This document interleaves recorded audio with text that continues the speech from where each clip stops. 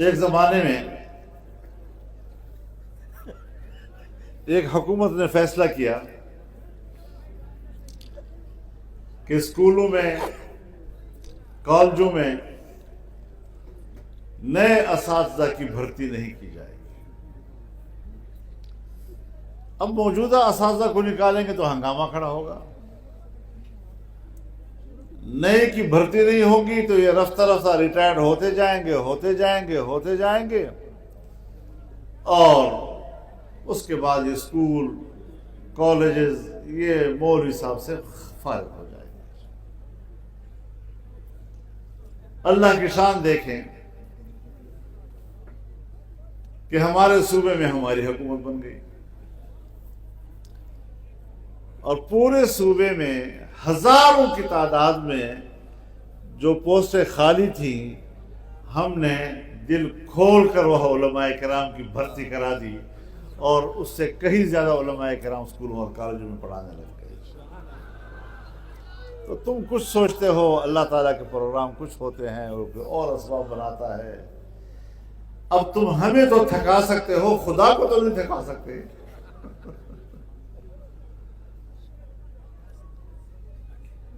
وَلَا يَئُودُهُ حِفْظُهُمَا وَهُوَ الْعَلِيُّ الْعَظِيمُ۔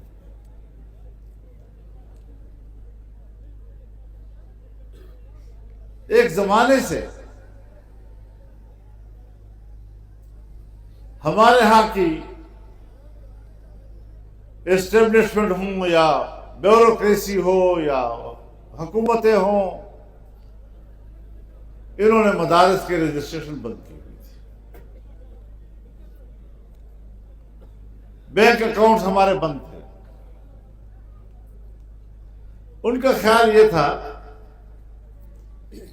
کہ ہم اس دباؤ میں مدارس کو بند کرا دیں گے، مدارس کے پاس آمدن نہیں ہوگی، طلباء کو کہاں سے کھلائیں گے، کہاں سے پلائیں گے۔ جو کوئی مسلمان اہل خیر ان کو چندہ دے گا اس کا پیچھا کیا جائے گا، اس سے پوچھا جائے گا آپ مدرسے کو کیوں چندہ دے رہے ہیں،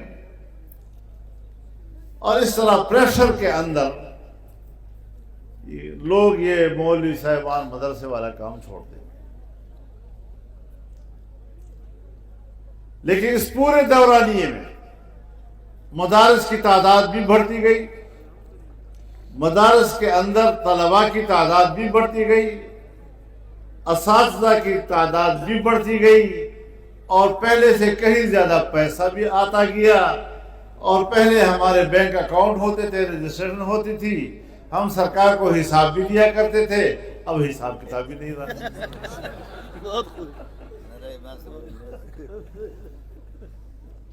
کیا نقصان کیا تم نے ہمارا؟ مدرسہ بھی اس سے زیادہ پھلا پھولا، اس کی جان میں بھی ٹھیک ٹھاک جان آئی، مدرسہ پوری طرح پہلوان ہو گیا، اور تم سمجھ رہے تھے کہ بھوک کی وجہ سے نڈھال ہو جائیں گے۔ وہ بھوک کی وجہ سے نڈھال نہیں، مولوی کے پیٹ پر فرشتوں نے ہاتھ پھیرا ہوا ہے۔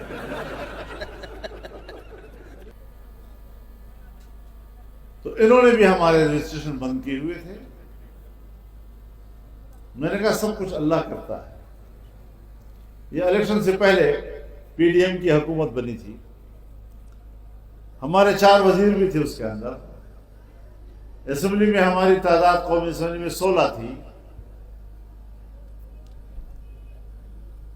قانون سازی کے لیے ڈرافٹ بھی بن گیا تھا، بل اسمبلی میں پیش بھی ہو گیا، پیش ہونے کے باوجود پاس نہیں ہو سکا، عین وقت پر مشکلات پیش کر دی گئی۔ مجھے کہا کہ جی بس اب جتنا ہو جائے بس اسی پہ گزارا کر لیں۔ میں نے کہا سوال ہی پیدا نہیں ہوتا،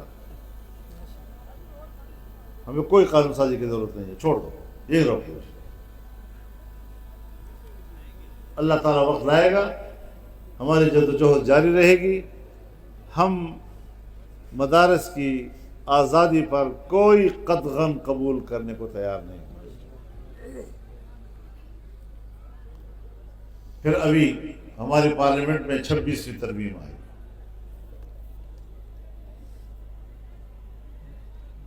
آئین کی 26ویں ترمیم جو حکومت نے مرتب کی،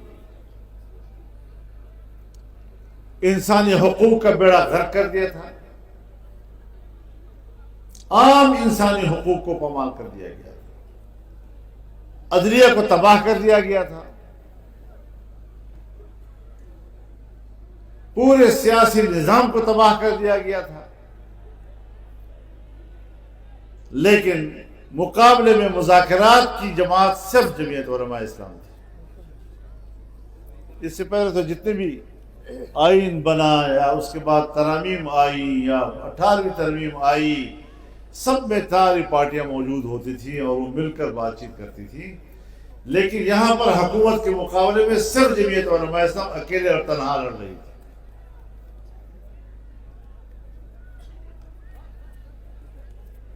اللہ نے ایسے حالات پیدا کیے کہ ہم نے اس 26ویں ترمیم کی 56 شقوں میں سے حکومت کو 34 شقوں سے دستبردار کیا اور صرف 22 شقوں پہ لے آئے ہوئے۔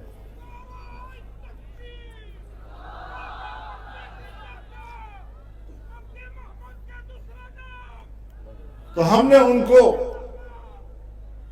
بتلا دیا اور ہم نے سیاسی نقطہ نظر سے بات کی، نہ ہم نے کوئی اپنا ذاتی مفاد دیکھا، نہ پارٹی کا کوئی مخصوص مفاد دیکھا، قوم کا مفاد، عوام کا مفاد، ملک کا مفاد، آئین کا مفاد، پارلیمان کا مفاد، یہ چیزیں مد نظر تھی اور اصولی سیاسی نظریے کے ساتھ ہم نے ان کے ساتھ بات چیت کی،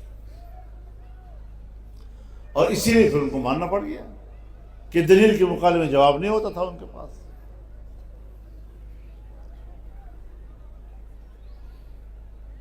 اس سے پہلے ہمارے سپریم کورٹ نے ختم نبوت کے حوالے سے مسئلہ بیان خراب کر دیا تھا، اس پر ہنگامہ کھڑا ہو گیا،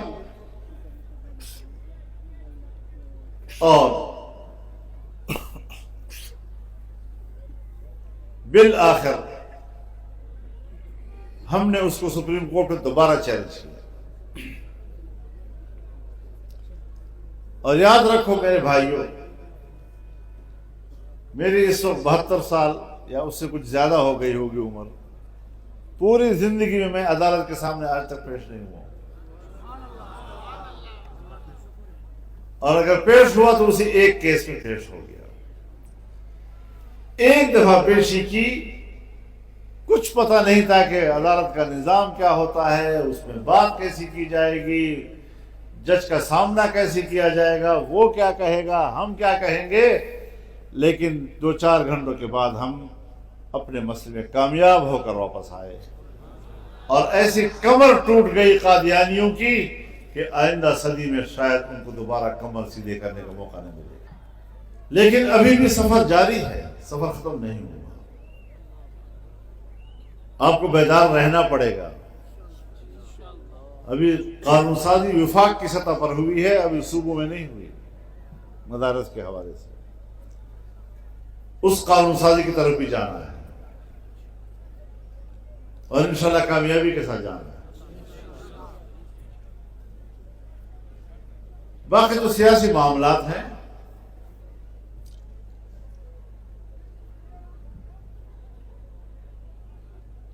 الیکشن پر عوام کا اعتماد نہیں، دھاندلیوں سے اسمبلیاں بن جاتی ہیں،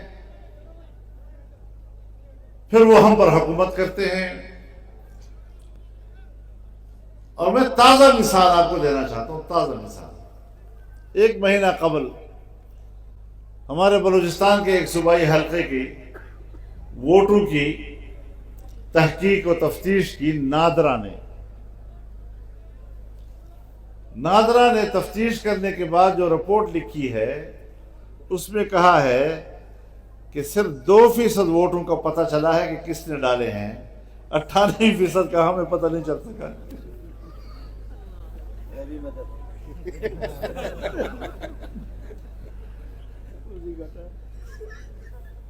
غیبی مدد نہ کہیں تو خلائی مدد اور ابھی 1 ہفتہ ہوا، ایک ایسا حلقہ کہ جس کے اوپر سپریم کورٹ نے فیصلہ دیا کہ 5000 ووٹ ہمیں بوگس لگتے ہیں، یہ صحیح نہیں پڑے، تو 15 پولنگ اسٹیشنوں پر دوبارہ کیا جائے۔ آپ یقین جانیے کہ 15 کے 15 پولنگ اسٹیشنوں پر جو آدمی ناکام ہے اسی کو کامیاب قرار دے دیا گیا، اور ہم کامیاب تھے، ہمیں نیچے کر دیا۔ اس وقت بھی ان کو عقل نہیں آئی، عوام تھوک رہے ہیں اس کردار کے اوپر، لعنتیں بھیج رہے ہیں لوگ اس کردار کے اوپر، مذمت کرتے ہیں لوگ اس کردار کی۔ چوری تشتزبام ہو چکی ہے، اور جب چوری تشتزبام ہو جائے تو پھر اس کو چوری نہیں کہتے، اس کو ڈاکہ کہتے ہیں۔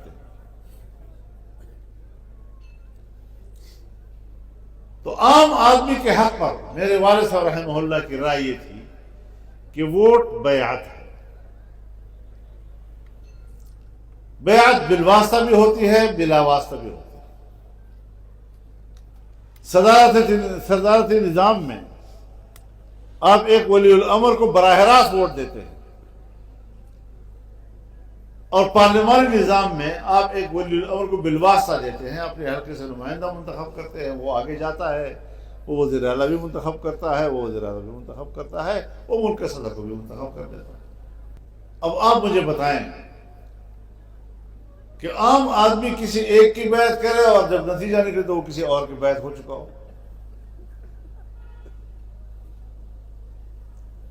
جس کے ہاتھ پر کسی نے بیعت ہی نہیں کی اور وہ کہتا ہے میں ولی الامر ہوں، اس کو تو شریعت میں بھی ولی الامر تسلیم کرنا جائز نہیں۔ ایک پریس کانفرنس میں میرے پاس میں نے دیکھا کہ ایک طالب علم جیسا آدمی بیٹھا ہوا ہے، اور اس نے مجھ پر ایک سوال کیا، لگتا ایسا تھا کہ کسی استاد جی نے پڑھایا ہوگا۔ مجھے کہتا ہے کہ صاحب وزیر اعظم تو ولی الامر ہوتا ہے، آپ اس کے خلاف تحریک چلا رہے ہیں، یہ خروج کے زمرے میں نہیں آئے گا؟ بتاؤ۔ میں نے کہا جی جس کے ہاتھ میں نے بیعت ہی نہیں کی وہاں خروج کا کیا مطلب؟ میں داخل ہی نہیں ہوا تو خروج کیسے؟ حضرت حسین رضی اللہ تعالیٰ عنہ نے یزید کی بیعت نہیں کی، میں نے بھی حسین کی سنت پہ عمل کیا ہے۔ حکمران کا مقام یزید کا ہے، میرا مقام حسین کا ہے، اب بتاؤ مجھے۔ وَتُعِزُّ مَن تَشَاءُ وَتُذِلُّ مَن تَشَاءُ، یہ دوسری بات۔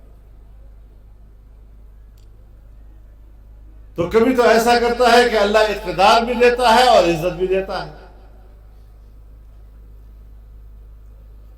کبھی صرف عزت دیتا ہے اقتدار نہیں دیتا، کبھی صرف اقتدار دیتا ہے پھر عزت نہیں دیتا۔ تو یہ جو ہمارے حکمران ہوتے ہیں ان کو اقتدار تو مل جاتا ہے پھر عزت نہیں ملتی۔ تو میں نے کہا اقتدار تو یزید کو ملا، عزت حسین کو ملی۔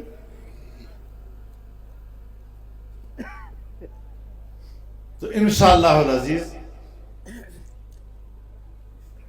ہم نے محنت کرنی ہے اور نتائج اللہ پہ چھوڑنے ہیں۔ اللہ کے امت پر 2 احسانات ہیں، ان احسانات کو سمجھنے کی کوشش کرو۔ ایک یہ کہ ہم پر جدوجہد لازم ہے، محنت لازم ہے، کوشش لازم ہے، نتیجہ ہماری ذمہ داری نہیں، اللہ چاہے تو مرتب کر دے، اللہ چاہے تو نہیں۔ اور دوسری بات یہ کہ جتنی آپ کے اندر استطاعت ہے اتنی جدوجہد آپ پر لازم ہے، اپنے بس سے زیادہ نہیں۔ اور اس استطاعت کا فیصلہ آپ نے ماحول کے اندر کرنا ہوگا کہ جس ماحول میں آپ ہیں، جس نظام کے اندر آپ رہ رہے ہیں، جس طرح کے حالات سے آپ کا مقابلہ کرنا ہوتا ہے، اس ساری چیزوں کو جانچنے کے بعد اپنے حکمت عملی بنانے ہوتی ہے۔ جہاں مسئلے کا نفسی ادراک آپ کو ہو جائے، پھر آپ کو یہ بھی علم ہو کہ اس مسئلے کے پیچھے علت کیا ہے،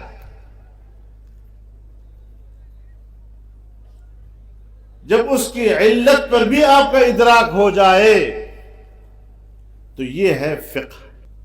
جب آپ کو بات کرنے کا موقع محل معلوم ہو، جب آپ کو اپنی گفتگو کرنے کا زاویہ گفتگو متعین کرنا، الفاظ کا تعین کرنا، جملے کا تعین کرنا، مخاطب کو سامنے رکھتے ہوئے بات کرنا کہ اس کے دل میں اتر جائے، اس کو کہتے ہیں حکمت۔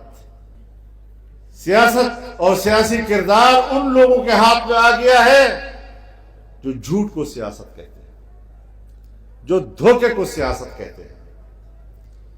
چالاکی سے اقتدار تک پہنچنا اور دولت حاصل کرنا، اس کو سیاست کہتے ہیں، تو ظاہر ہے کہ پھر سیاست گندی چیز ہو گئی نا۔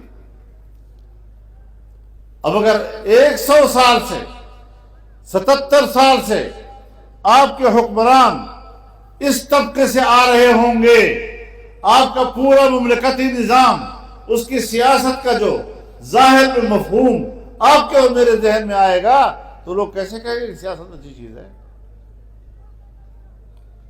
لیکن اگر سیاست انبیاء کا وظیفہ ہے، کانت بنو اسرائیل تسوسهم الانبیاء کلما ہلک نبی خلفہ آخر ولا نبی بعد۔ ایک پیغمبر آتا تھا، دوسرا اس کی جگہ سنبھالتا تھا۔ تو سیاست اللہ کے دیے ہوئے وحی کی رہنمائی میں مملکت اور قوم کے معاملات کی تدبیر و انتظام کا نام ہے۔ ایک ایسا تدبیر و انتظام کہ جو دنیا میں پرسکون زندگی اور مطمئن زندگی کا ضمانت دیتا ہے اور اخروی نجات کا سبب بنتا ہے۔ مبدأ و معاد دونوں سامنے رہنے چاہیے۔ آپ نے اس سیاست کا علم بردار ہونا ہے۔ اگر آپ انبیاء کے وارث ہیں، ہر بات پر العلماء ورثۃ الانبیاء، لیکن سیاست نہیں کرنی، یہ مولوی سیاسی ہونی ہے۔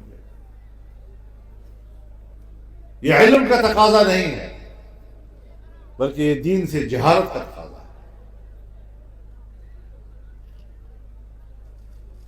ہمارا دین رہبانیت نہیں سکھاتا، ہمارا دین پھیلتا ہے۔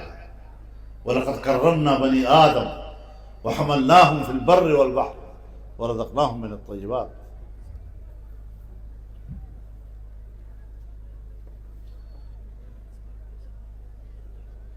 ان تعلیمات کی روشنی میں اگر ہم مملکت کے نظام میں کردار ادا کریں، عوام کی فلاح و بہبود میں کردار ادا کریں، قیام امن میں کردار ادا کریں، انسانی حقوق کے تحفظ میں کردار ادا کریں، اور شریعت کے مطابق لوگوں کو انسانی حق عطا کریں، تو اس سے بڑھ کر اور ایک مبارک وظیفہ کیا ہو سکتا ہے؟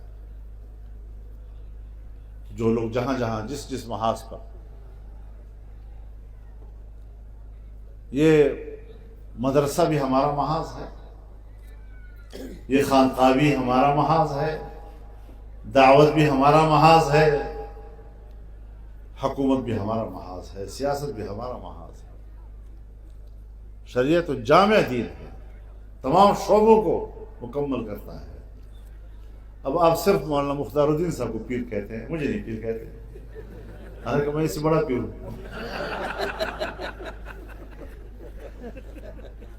اور آپ شیخ الحدیث اس بزرگ کو کہتے ہیں، حالانکہ میں اس سے بڑا بزرگ ہوں۔